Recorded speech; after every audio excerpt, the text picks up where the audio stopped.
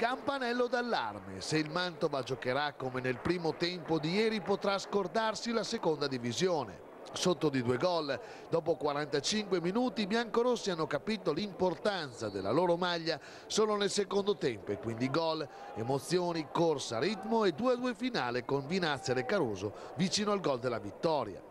Il cantiere aperto del Mantova è quindi ancora in piena attività, ma ci sono degli alti e bassi preoccupanti, dei blackout che hanno contraddistinto anche i primi 2 match contro l'Insubria e lo Steril Garda Castiglione. Sarà il modulo o qualche errore di troppo, saranno peccati di gioventù di certi ragazzi, ma sta di fatto che il Mantova deve diventare più squadra e deve giocare dal primo minuto come nel secondo tempo di ieri.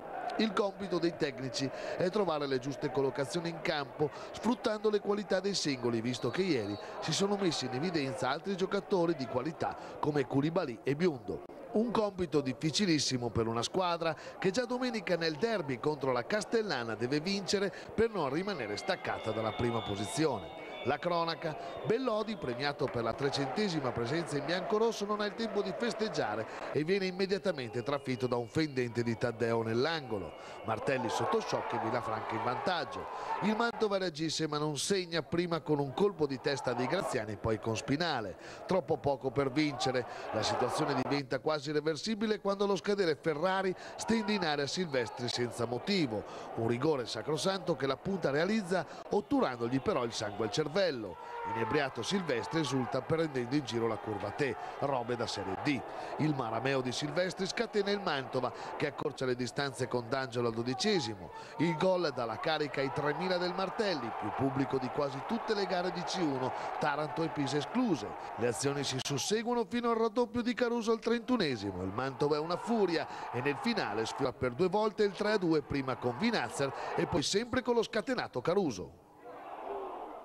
Il vero Mantova è quello visto nel secondo tempo, questo è il giudizio in coro dei protagonisti del match di ieri, sentiamoli. Ho fatto 2 errori grossissimi che ci hanno condizionato mentalmente e tatticamente il primo tempo, non all'altezza. Il secondo tempo invece molto bene, di lì ripartiamo dalle cose positive, prendiamo il punto che abbiamo preso e continuiamo ancora a migliorare tutti gli aspetti di questa squadra.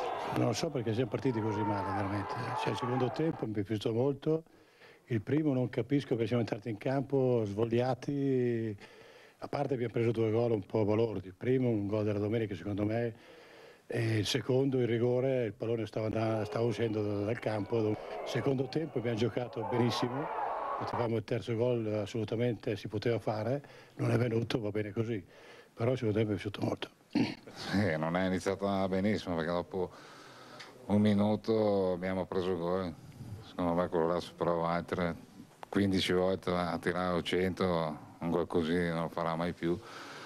Però è tutto il primo tempo che non è andata bene, cioè siamo andati subito sotto di un gol e dopo non so, sembravamo un po' impauriti, però c'è da lavorare perché fare dei primi tempi così dopo non è facile recuperare il secondo tempo.